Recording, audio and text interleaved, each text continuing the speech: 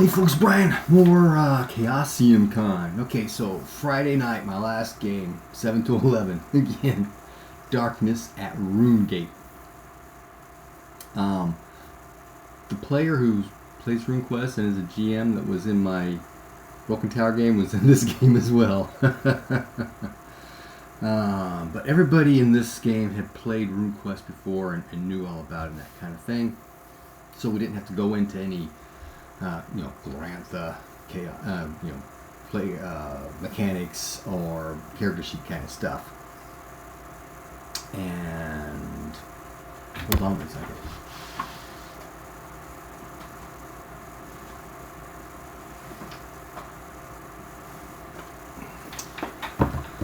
In preparation for ChaosiumCon, I took the character sheet folios that were in the quick start and printed out these little cardboard, there we go, cardboard folios, right? But they're a bit too small. So I've got to find a different size paper. I did these half size on 8.5 by 11. Full size 8.5 by 11 I might do just to see, but that just seems a bit big to me to have on the table.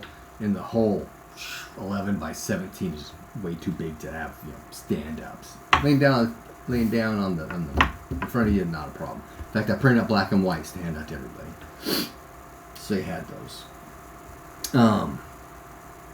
But Darkness at Runegate. They went in, they saw the blueprints.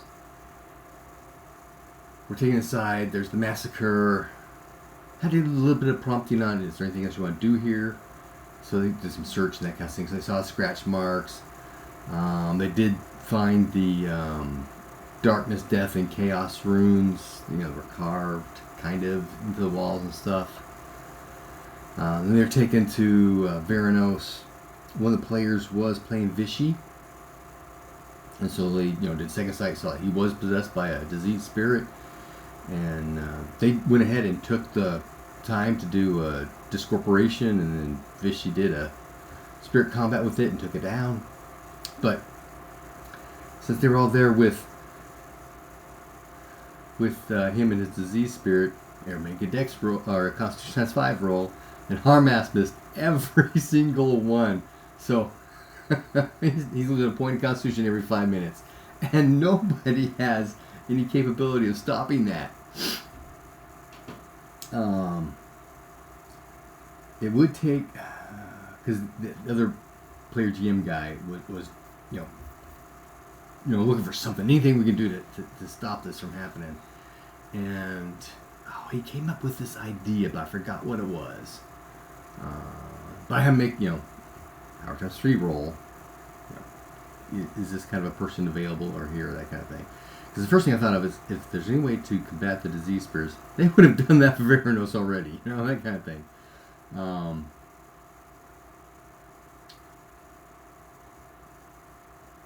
But no, they didn't. So Harmas dies. We grab Yanya, stick her in front of the player, and they go over there in all the temple. They're looking around, checking things out, and sure enough, there's Yanya off. She's going to help. So that's how we got that rearranged. Oh my goodness.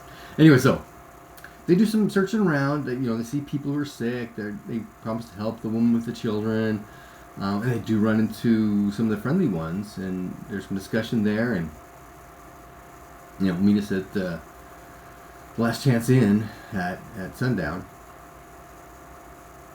And so they do that, and people show up with. There's 4 men in the street they met, so the 5th one shows up with them when they come to the place. So players are seeing that 5th one is the healer lady, but it's not. And so there's some discussion, and sure enough, that's what comes off. And they made a specific mention to, okay, we stay back from them so we don't get caught with one of their diseases, because in second sight, you see they've all got diseases, a couple of them have 2. But they're not, they're not sick. They're not reacting to the disease spirit. They're carriers. So make a deal with them on, okay, yeah, we'll follow you out, and I should have thought about this beforehand.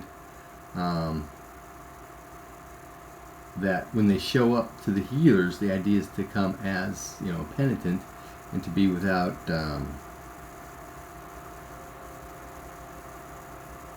wealth or station, I think it was, is the two things. But ideally, no armor, no weapons, which is the deal, right? But they show up to the cabin, and there's stuff about Gorgor or whatever it is, the healer, that, you know, I know it's got to be in there somewhere, but I can't remember exactly what it is. So I'm, you know, looking at stuff, checking through while the players discussing things, and one of the players actually asks, "Is this the first time you're reading? Are you reading it? Are you reading the scenario now?" No, I'm just digging through, looking for something specific. And the other GM guy kind of came in and back at you. Yeah, doesn't matter how much you know. There's always something you need to keep track of, and that's why we have published material. So they have a little interaction there at the cabin, and that's how that's how I play it with her being outside the city, because if she's inside the city and they're going inside it, going in and out at night, there's got to be like a postern gate or something like that and stuff, because you're going to close the gates at night, especially if you've got disease running rampant, right? You're not going to let just strangers come in, you know, at night. But if, you know, you're in town or a local and you know the guard, hey, we're heading back home, you know, they got farms outside or whatever, or we're going to go to Horsetown, you know, they can do that kind of thing. But if there's a strange lady that nobody recognizes, you know, and the guards know who's this person, you know, then they can jump in on the healer right away. So that's why I placed her outside town. But she has, you know, she was in town at one point, got at least a group of people believing in her. She'll, you know, come out to me, and then from there they go to the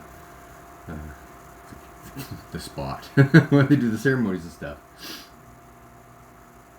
So, party comes out with the friendly ones, and there's some interaction there at the house, and, you know, she says, "Hey, you're not sick. If you ever get sick, or if you have someone who's sick, come back and see me. But again, without wealth and station." So they go to leave. Vishy sends Cousin Monkey up one of the trees to look around and watch, see what happens. And they go back to town to get the woman whose children they saved, because she's sick, and bring her back. Reaction roll. Oh, I find her. Reaction rolls. She's willing to do that. So they come back out, meet with Cousin Monkey. Yeah, soon after you guys left, they left. There's just this one trail through the woods here. But just a little while ago, 11 people came by. Were they people or were they brood? They have horns, they have hooves. Oh, they look like people to me. So, you know, do attract anything here? Yeah, no, there's normal feet. Boots and sandals. That kind of thing. So, they follow the path along, and they get up, and, you know, they're trying to be sneaky. How sneaky can you be with mail, not mail, but with scale and stuff, right? So they come up to the outside of the circle, like, oh, I draw the circle, there's the path, here's the bonfire, here's the altar, here's all the people, and then here's, you know, the brew kind of thing, here's the wagon with the guy on it. And so okay, what are you going to do? So they make their little plan, they cast some spells, but they actually cast a couple of rune spells. So that's going to be the last thing they do, because everybody knows when a rune spell goes off, right? So they're all prepped up, got the streamers of tent, and they cast their 2 rune spells. One was shield, and the other one was slash. And so they come out. Well, that happens, right? So the brews see that kind of thing. So dexterity, strike, rank later, they can react. One of them's really fast. She starts moving. Everybody else starts moving. They move. A couple of them come out. The hunter's shooting arrows at her, the priestess, because she's there by the altar. But then she goes behind the altar to hide. And then after that, to the guy on the wagon. That's where one of my home rule things came out again. Late night, long day.